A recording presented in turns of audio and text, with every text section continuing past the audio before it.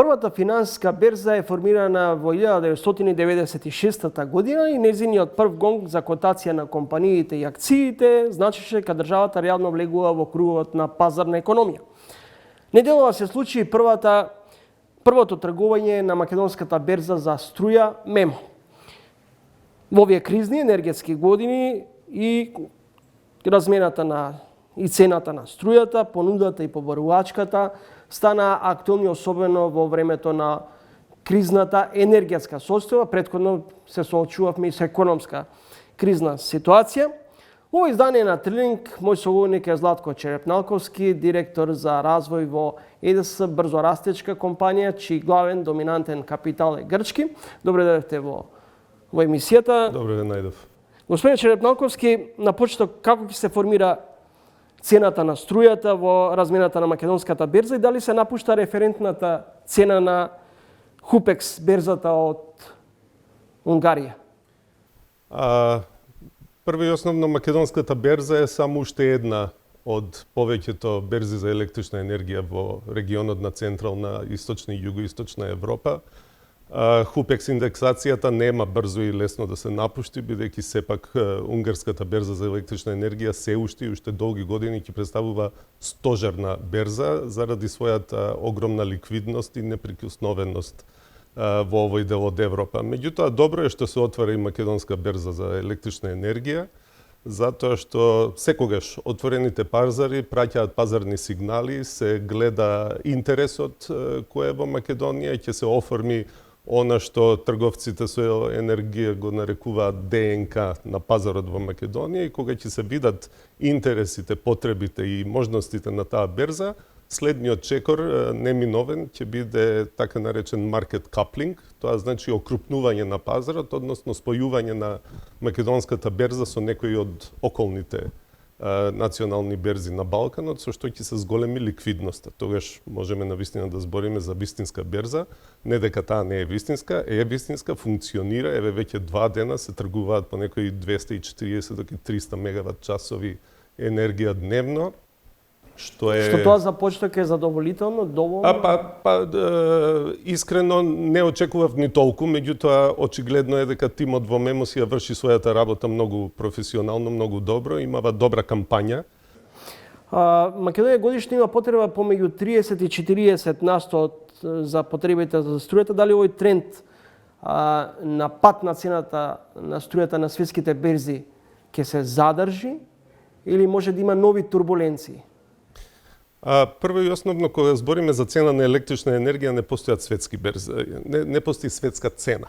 Затоа што пазарите за електрична енергија се изразито регионални и таа регионалност е диктирана од капацитетите на преносните мрежи. Значи, вие можете денеска да се најавите доле од Пелопонез да купите енергија негде во Северна Германија, меѓутоа таа енергија додека ја донесете до Грција ќе ве кошта многу повеќе отколку да се ослоните на локалните соседните берзи. Затоа, кога збориме за цени на електрична енергија, збориме за во голема мера регионални цени.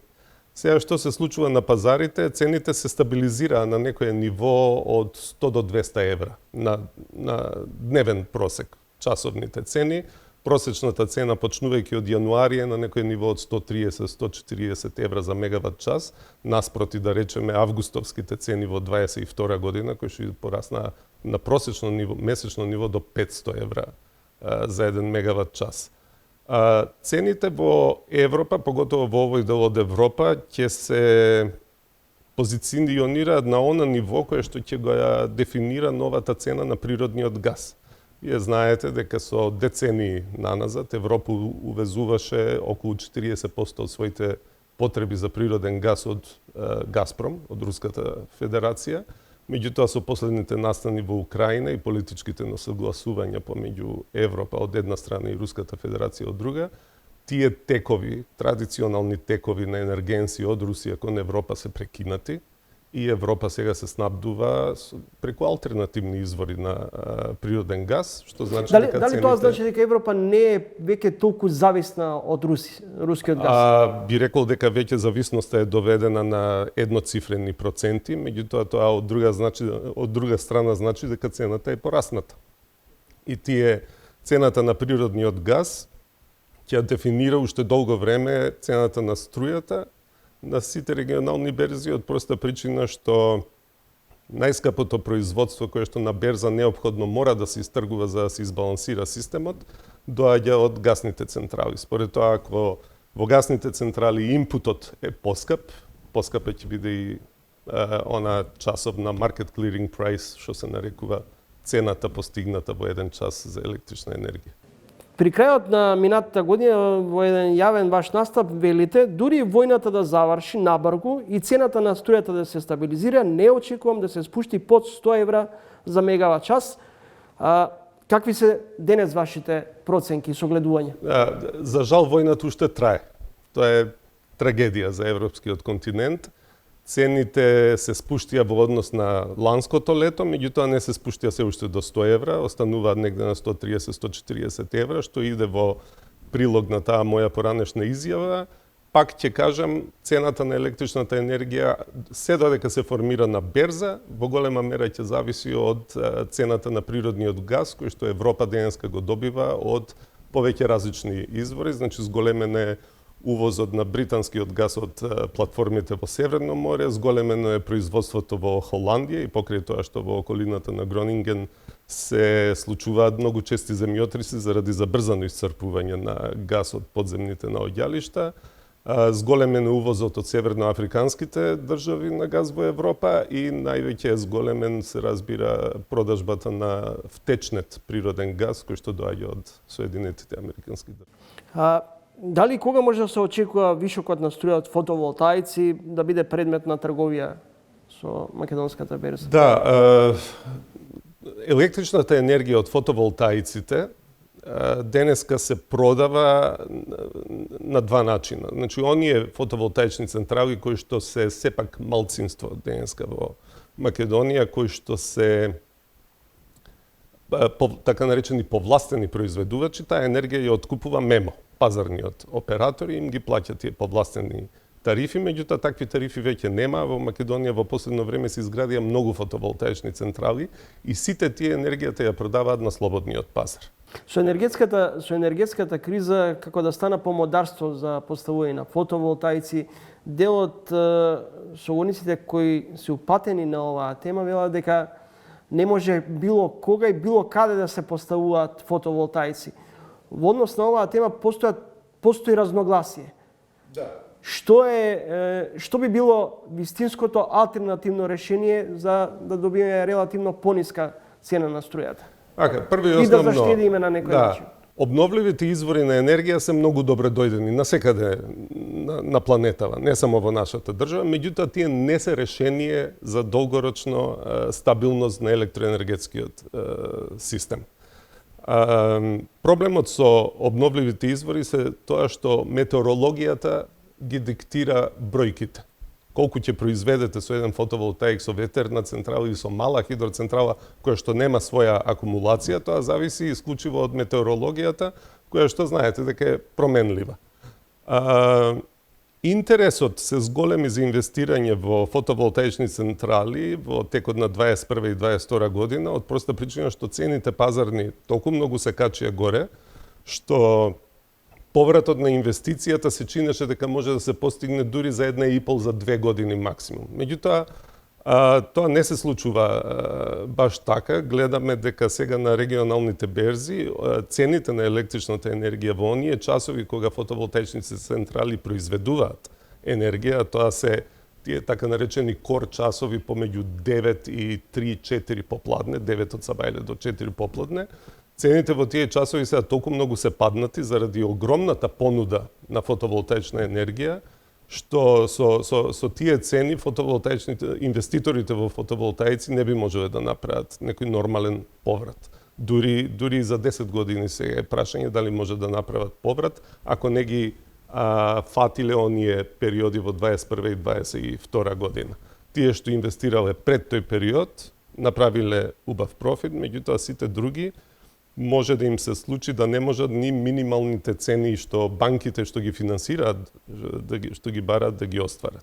Сега, тука се поставува потребата за дополнителни инвестиции во така наречени батериски или сторич системи, со кои што фотоволтаичните производители дел од енергијата може да пласираат на пазарот во доцните попладневни часови, кога цената е највисока, а со тоа што ќе се смали понудата во нивните јадрени часови за производство, па цените и тогаш малку ќе пораснат, попладневните малци ќе се намалат, ќе се добие некое благо изедначување на тие периоди и во тие случаи, во таков случај одново фотоволтаичните централи ќе станат интересни за инвестирање. Во овој момент би рекол дека фотоволтаичните централи ова лето ќе страдаат со приходи токму заради тоа што цените во тие часови кога они произведуваат многу паѓаат заради преголемата понуда. Колку во трговијата со струја во хаосот допринесува и МЕПСО, државната компанија за пренос, преку која се влече, се краде струја од европската преносна мрежа. Дали тоа ќе го поремети системот на и цената и снабдувањето на струјата? Океј, како човек кој што работел порано во диспечерскиот центар на старото електростопанство, тоа е функција што денеска ја има МЕПСО, морам да кажам дека не се работи за кражба. Кражба е кога вие влечете електрична енергија која што не се мери. Тоа во преносните системи е невозможно. Никој не може да краде струја од систем на 400 киловолтен напон. Таа енергија е измерена. Она што на МЕПСО му се случуваше во текот на 21 година беше да некои од снабдувачите кои што не можеа да го издржат притисокот на цените престанаа да увезуваат струја, а нивните клиенти продолжива да трошат струја. И токму заради тоа се случуваше МЕПСО да влече од европската интерконекција енергија која што не најавил дека ќе ја влече. Тоа беа, например, несакани отстапувања кои што ги веројатно ги прекрдашиле границите на толеранција на ЕНЦО, Сдруженијето на сите преносни оператори, пошто следеше нормално фактура за таа електрична енергија која што МЕПСО мораше да ја плати. Ние сме релативно мала држава. Ако евентуално повторно се соочиме со некаква нова економско-енергетска криза, што би бил првичниот предизвик? Па, мислам дека стопанството во Македонија научи една голема лекција дека енергетската ефикасност не е само клише кое што многу експерти го нудат, туку е навистина сериозна потреба, па дури во некои случаи представува и спас за компаниите. Компаниите ќе мора да инвестираат во енергетска ефикасност со цел да го намалат импутот на енергија наспроти нивниот финален производ. Така што ако успеат да го намалат трошокот за енергија во нивниот краен производ, евентуалното поскапување во иднина пак на енергенсите не би значило паралелно поскапување на нивните производи. Свесни сме дека стопанството во нашата држава вложило многу напори да стане конкурентно на странските пазари и би било штета со една енергетска криза сета таа работа од повеќе децении да им пропадне на нашите стопанственици и мислам дека се свесни дека треба да инвестираат во енергетска ефикасност и истовремено во алтернативни извори на електрична енергија кои што би биле решение за нив. Господин Черепналковски, кризата покаже дека македонското стопанство па и компаниите се ранливи.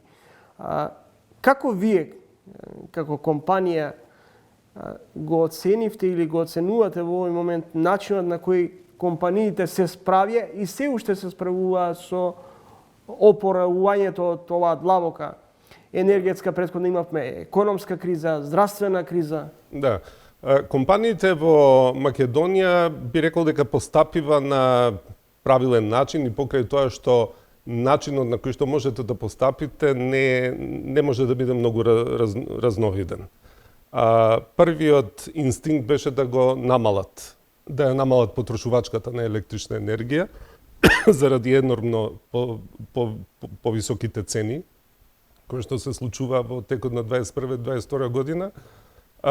Компаниите го намалива своето производство, меѓутоа не ги затворива капацитетите, бидејќи знаат дека затварање на еден стопански субјект значи многу негативни последици во моментите кога сакате наново да го рестартувате производството.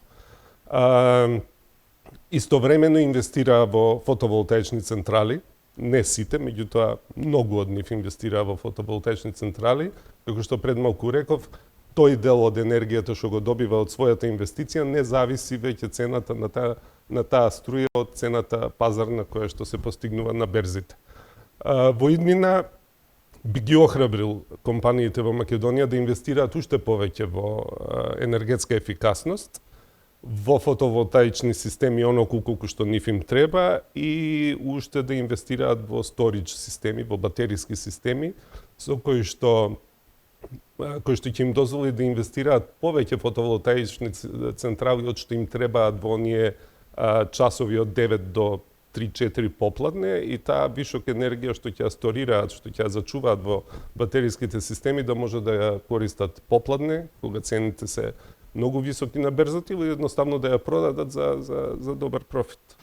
Неодамна Стопанската комора на Македонија пред се и председател Тазовски излезе со низа на забелешки во однос на тоа како владата им излезе или не им излезе во пресрет на компаниите во делот на ублажување на последиците од кризата. Како вие гледате денес на состојбите постфестум? Да, како велат, после војната сите се добри генерали. Видете, Македонија со години беше увозник на отприлика 1/3 од своите потреби за електрична енергија.